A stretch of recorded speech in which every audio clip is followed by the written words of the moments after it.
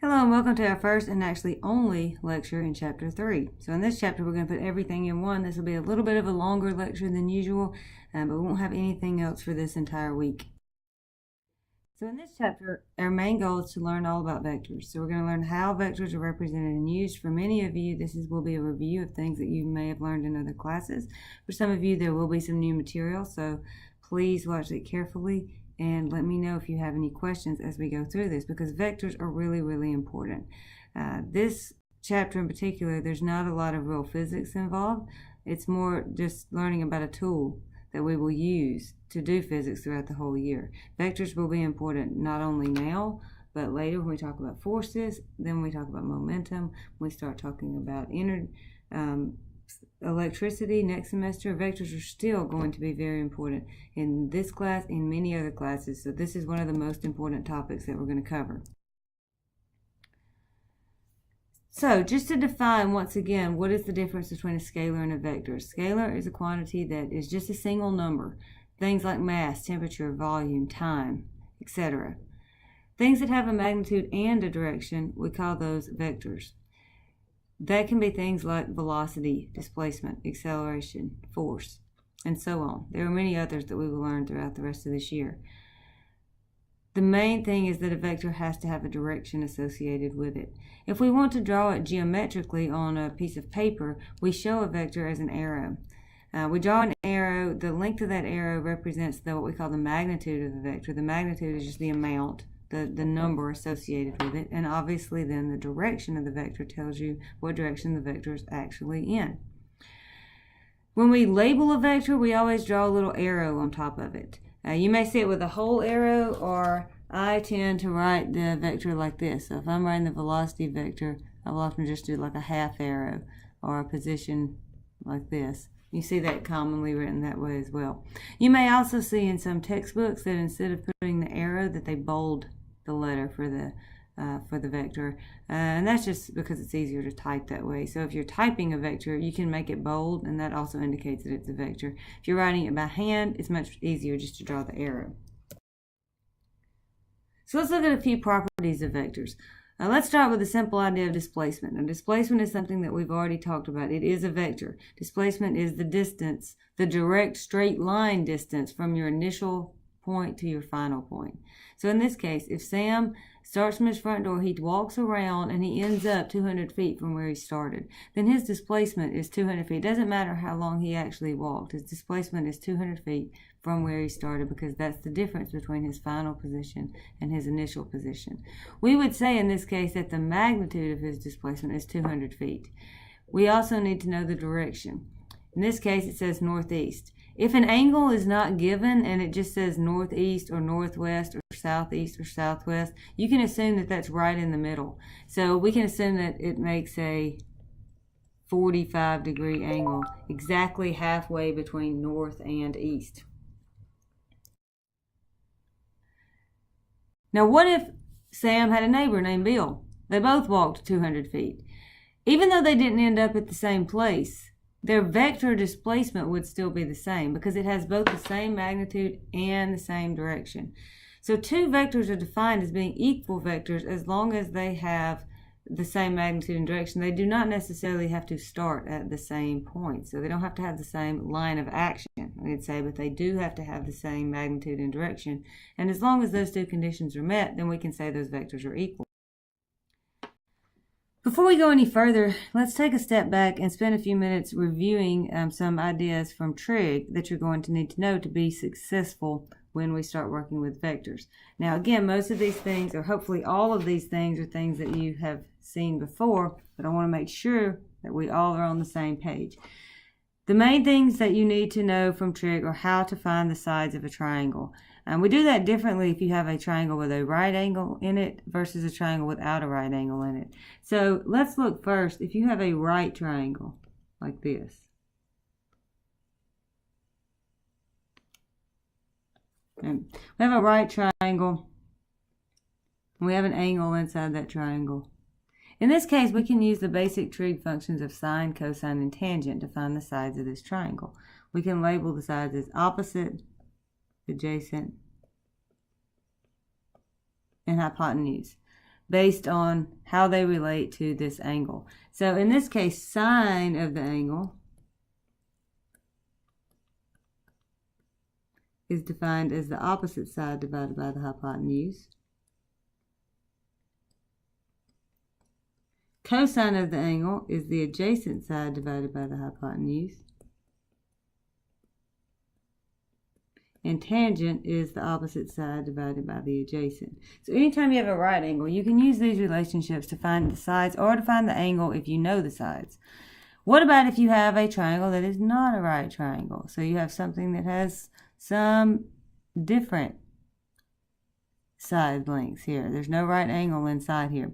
Well, then we can use what's called the law of sines and the law of cosines to find the sides and or the angles inside this triangle. So I will label all three of these, angle A, angle B, angle C, and the sides that correspond to those across from them with little letters. The law of sines is the law of ratios. So it says that the sine of angle A divided by the length of side A, that's the side directly across from it, is equal to the sine of angle B divided by the length of side B, which is equal to the sine of angle C divided by the length of side C. The law of cosines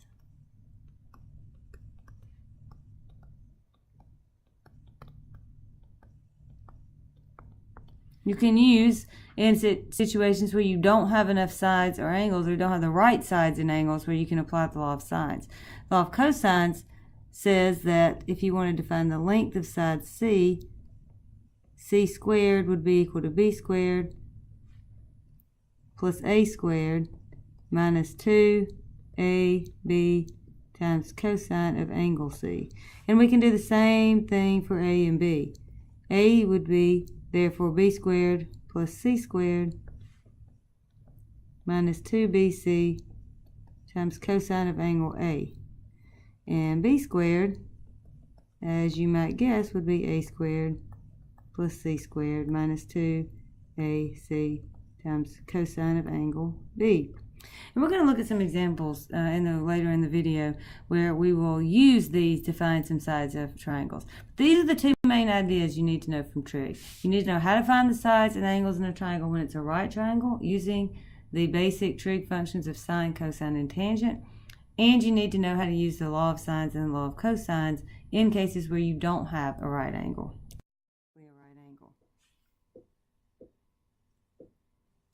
It's going to make a right angle right here. Now, how do we find the magnitude of this? Well, we can use the Pythagorean theorem. If we know 3 and 4, if you have a right angle, then we can find the magnitude of c squared by saying c squared is equal to a squared plus b squared. Right? So c squared would be equal to 3 squared plus 4 squared. And that means that the magnitude of C is going to be 5 miles. That's not actually enough to fully give the answer for the displacement, because we also need to find this angle right here. Well, how do we find that angle? To find that angle, we can use another trig function. Remember that tangent of an angle is equal to the opposite side divided by the adjacent side. So opposite divided by adjacent. Therefore, theta is equal to the inverse tangent of 3 over 4, which gives you that theta is 37 degrees. So if we're writing the answer to this, we would say C equals 5 miles at 37 degrees north of east. Because they started east, they went towards the north. So the angle this makes is 37 degrees up this way from the east. So just a quick review then. Don't have to actually do any calculating here. Just look and see if you can figure out. If we wanted to add these two vectors together, a plus b, what would you do? If you remember back to chapter 1, if we add vectors graphically, we draw the first vector, and then from the end of that first vector, we draw the second vector. So if this is A and this is B, the resultant then C would go from the beginning of A to the end of B. So the correct answer here would be C. Now let's look at a case in which we have to use the law of sines and law of cosines.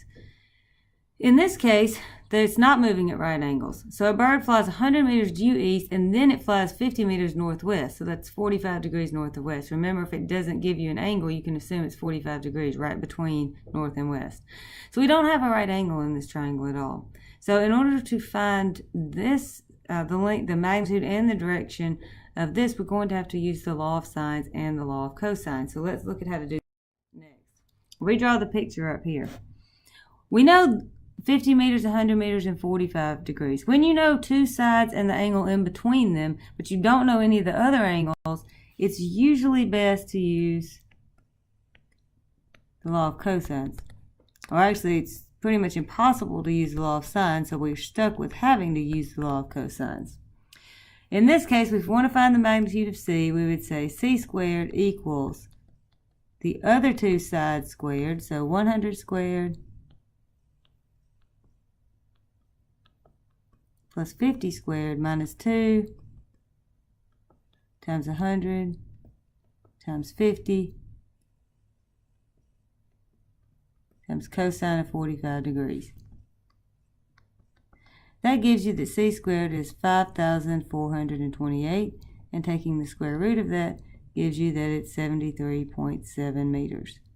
I'll round off a little bit in the end, but until we get to the last step, let's keep a couple of extra significant figures. Now, once again, that's the magnitude of the vector, but that's not the total answer because we also need the direction. To find the direction here, we cannot just use sine, cosine, and tangent because, again, not a right triangle. So to find the direction, we can use the law of sines because now we know all three sides. Once we know all three sides, or all three angles, we can use the law of sines to find the other ones that we don't know. Law of sines is going to tell us that sine of 45 degrees divided by the length of the side across from it, which was 73.7, will have to equal sine of that angle divided by the side across from it, which is 50. Now we just need to do some algebra to solve this. So we can cross multiply and have 50 sine 45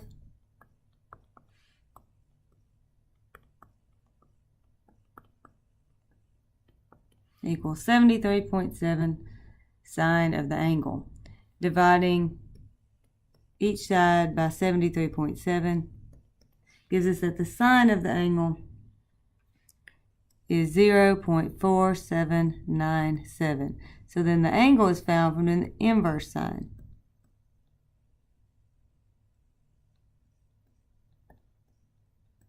So the inverse sine, which means the sine, which means you're trying to find the angle that has that sine, gives us that the angle is 29 degrees. So our final answer for C then would be around, we'll say 74 meters at 29 degrees north of east. And this would be our final answer. So in the case where you don't have a right angle, we have to use law of sines and law of cosines. If you have a right angle, it's a little bit easier.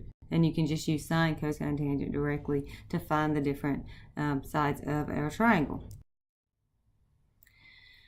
Now, these are ways that we can add vectors when we just have two vectors, but when we have more than two vectors, we can actually continue to do the same thing. So that tip-to-tail process of addition, where we add one vector to the end of the previous vector, we can continue to do that for any number of vectors. It just becomes more challenging to do that using trig, because once it's not a triangle anymore, then we can't use law of sines, cosines, or any of our trig functions. So it becomes a little bit more difficult. And what we're going to do in these cases is use a more algebraic method, which we'll get to in just a few minutes.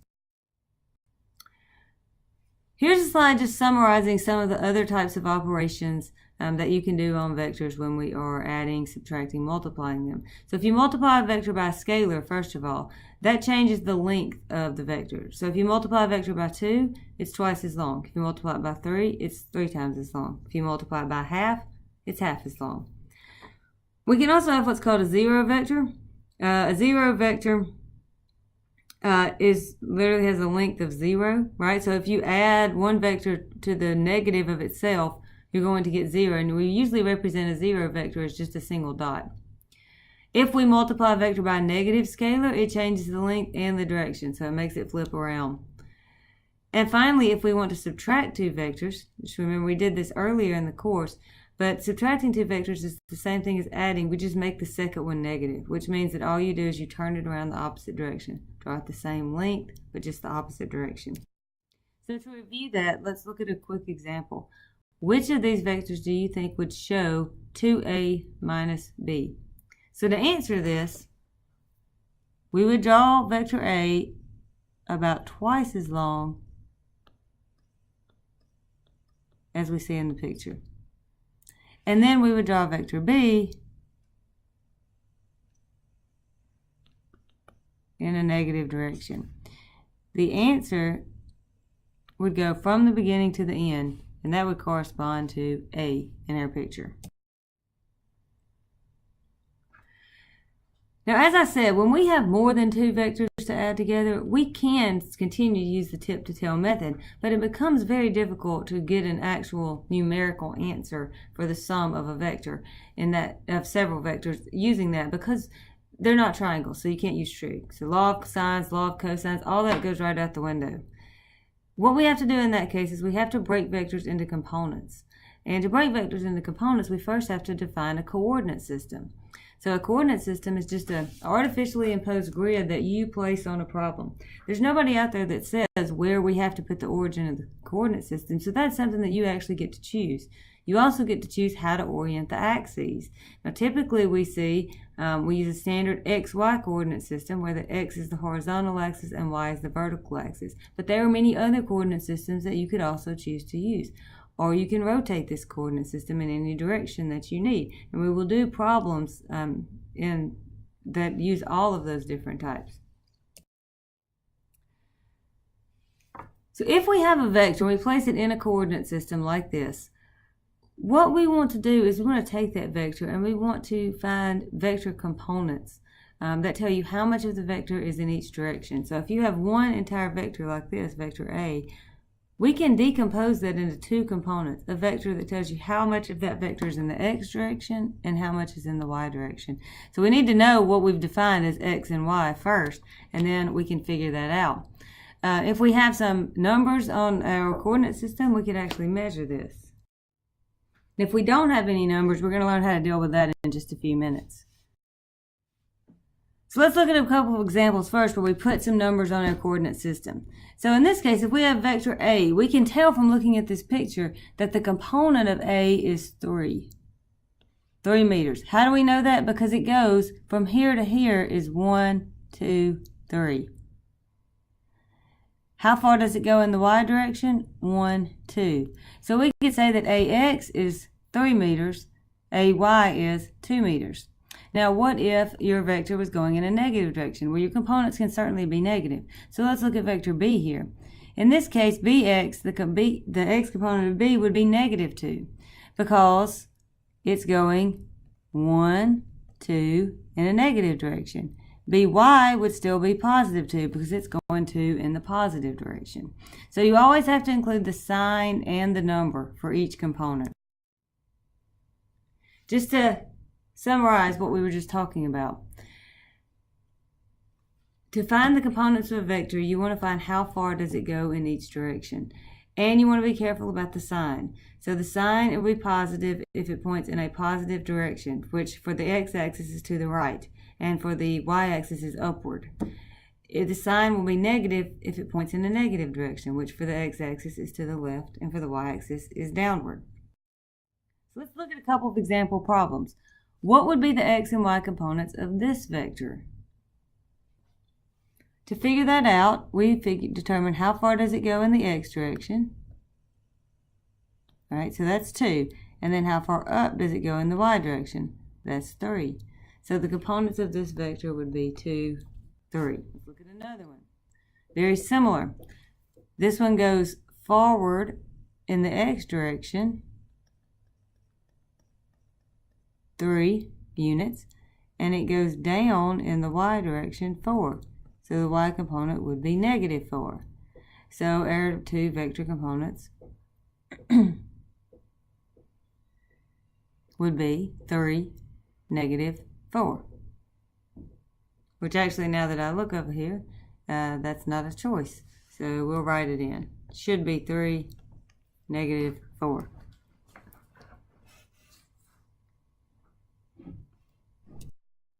Let's look at another example. Now this one doesn't start at 0, but we can still find the components. All right, so we want to look at the x component. We go from here to here. That's a distance of minus 4. What about in the y direction? We go up 2. So we go minus 4 in the x direction. We go up 2 in the y direction. So the components of that vector would be minus 4, 2. So it's not just where the vector ends, it's how far does it go in each direction. Now what if we don't know exactly how far it goes, or we don't have those labeled on a graph? Well, we can also figure out the components by looking at the magnitude of the vector and the direction it makes.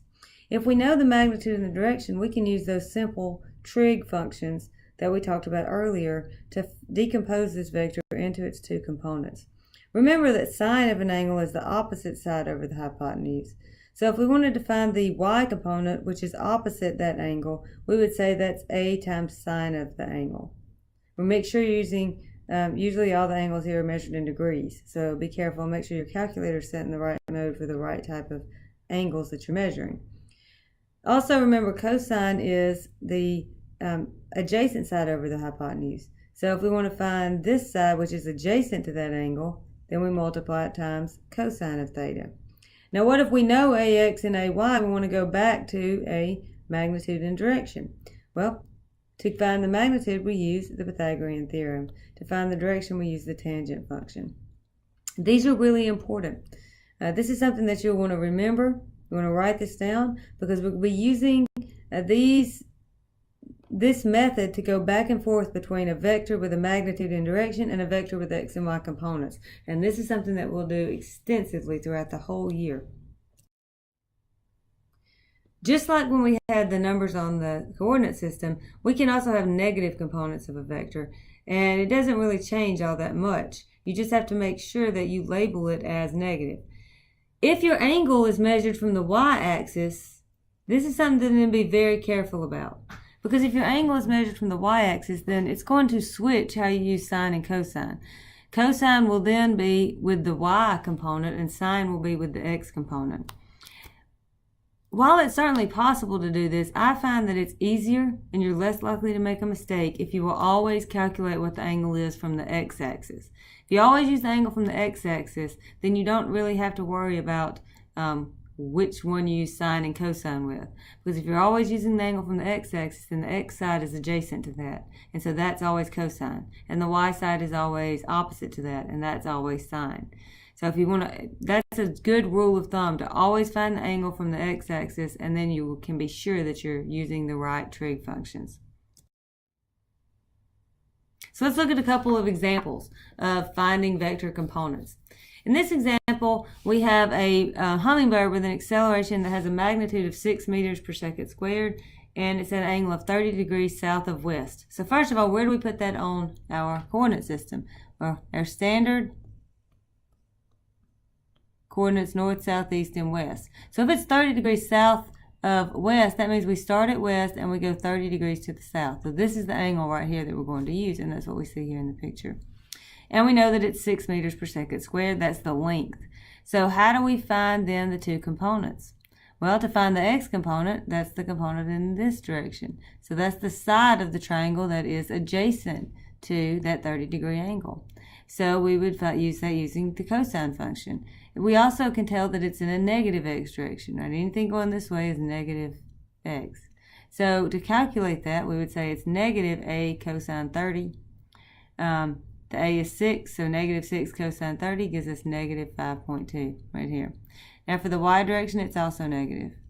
Right? We still use the same angle, but now we're using the side opposite that to find the y component. So, and therefore we use the sine function, and that gives us that it's negative 3. So those would be our two components. Now let's see if we can go back the other way. Now we're given the components, and we want to try to find the magnitude and the direction. So if we have a picture like this, we can tell that the x component, Vx, would be plus 4. I'm sorry, this is the y. The y component is plus 4 meters per second. The x component on this axis would be minus 6. So how do we turn that into one overall magnitude and direction? Well, if we know the two components, we can make this into a triangle, right, where this side is minus 6 and this side is plus 4. Now how do we find the overall length of that? We can use the Pythagorean theorem. So the magnitude of the vector, which we usually write like this, is equal to the square root of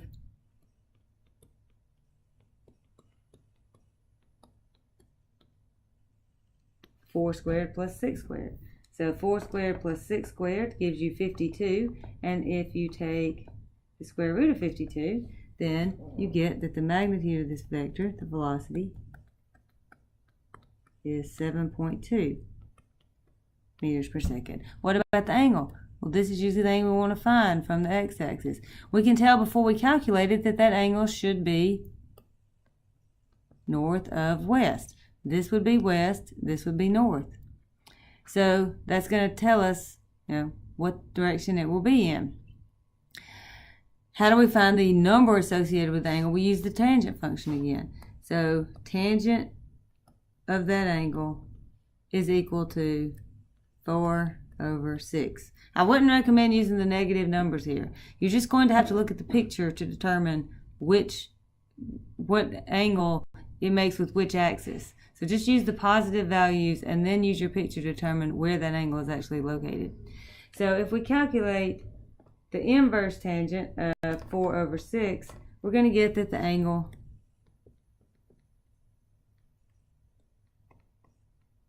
is 33.7 degrees, which we can round up to about 34 degrees. So then our overall velocity would be 7.2 meters per second at 34 degrees north of west. You can also write this with a little picture that shows where you're measuring the angle from, like this. And especially in cases where you're not measuring north, south, east, and west, it makes sense to do it that way. Either way, that's indicating where the angle is coming from. Now, another way that we can use to designate which vectors are in which direction is by using something called unit vectors. A unit vector is a vector that has a magnitude of 1, so it doesn't change the overall magnitude of the vector, it just shows what direction the vector is in. The standard unit vectors that we will use are I for the x direction and j for the y direction. If you do anything in 3D, we typically use k for the z direction, although we won't get too much into 3D problems in this course. So using unit vectors, then how would we write vector c? Well, we first need to figure out what the components are. So the components, it goes up 2 in the y direction, and it goes back 4 in the x direction. So our components would be minus 4, 2. How would we write that as unit vectors? Like this. Right? The I tells you how far it goes in the x direction, and the j tells you how far it goes in the y direction.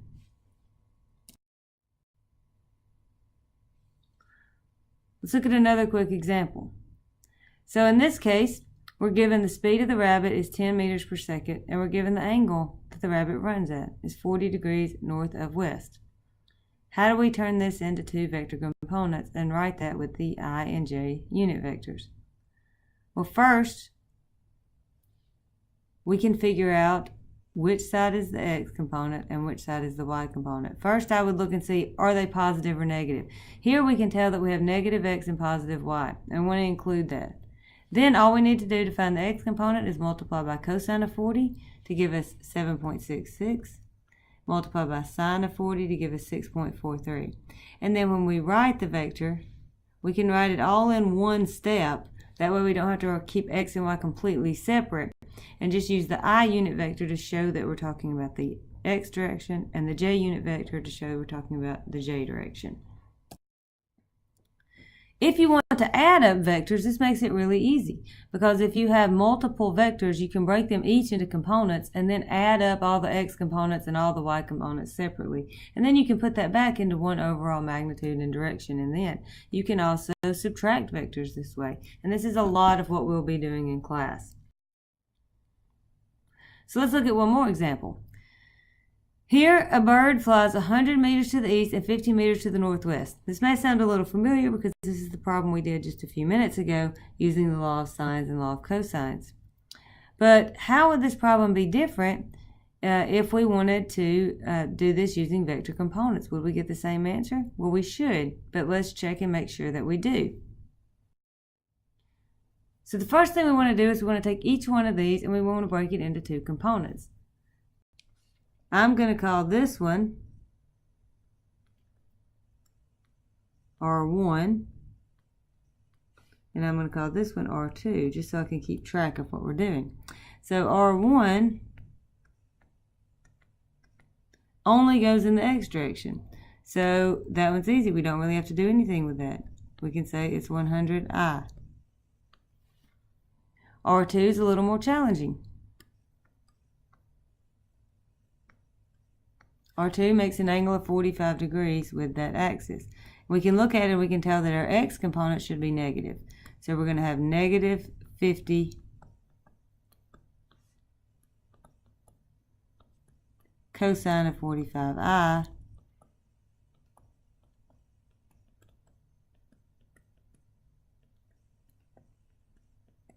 plus 50 sine of 45j. So 50 cosine of 45 gives you this value. We get that this is negative 35.4I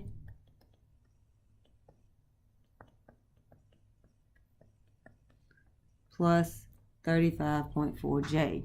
So now what do? Well, we add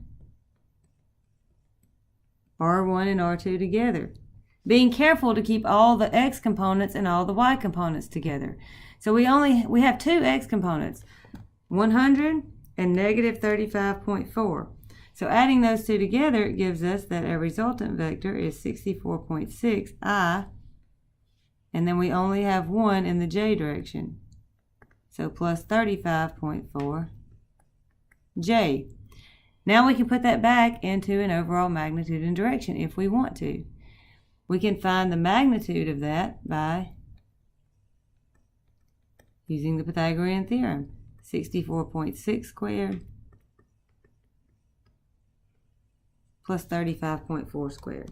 So 64.6 squared plus 35.4 squared, and if we take the square root of that, we get 73.7 meters. Now, if you remember from a few minutes ago, when we used the law of cosines, we got the exact same answer. So when we just have two vectors like this, we can use either method. But when we have more than two, this becomes really important, and this is the way that we would want to do that always going forward. Now, finally, the last thing I want to talk about today, when you have tilted axes, we typically think of x being directly horizontal and y being directly vertical, but it doesn't have to be that way. For many problems, it's convenient to rotate your axes, particularly when you have things moving on an inclined plane or on a hill. The axes still need to be perpendicular to each other, but there's no requirement the x-axis has to be horizontal. It's very easy to rotate the vectors, and then what you want to do to find components is you'll just use the angle from the axis, no matter whether the axis is rotated or not. And usually this is done when we want to find things like parallel and perpendicular to some surface. So it's finished today by looking at an example of this. Here we have a picture of your shoulder joint. So your deltoid muscle here is pulling up at an angle, but what we're really interested in is not the angle it makes with the horizontal, but the angle it makes with the bone, because it's pulling on the bone. We can tell in the picture that if this is the bone, then it makes a 15-degree angle right here with the humerus bone. And so what we want to do is we want to find what are the components of that force parallel and perpendicular to that bone. So the component parallel, we're going to make our x-axis this way. We're going to rotate the axis, and we're going to put the y-axis perpendicular. So when we're finding the component that is parallel to it, we're finding basically the x component. How far does it go in that direction? In which case we're going to use cosine of the angle, because that's the side adjacent to this angle here. So the component parallel would be 720 newtons times cosine of 15 degrees, which is 695 newtons. The component perpendicular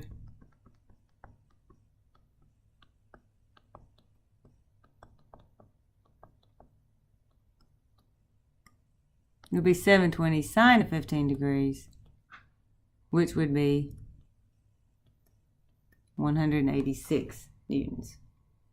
So we can find components even when our axes are not directly the standard, like horizontal and vertical. We can rotate our axes to fit the situation that makes sense for that problem.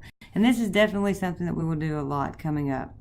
So this week in class, what we're going to do is we're going to take these ideas about vectors, and we're going to actually use these to measure some distances between 2 points that we can't see in a straight line between. So we're going to have to measure a whole series of vectors to determine how far it is between these 2 points.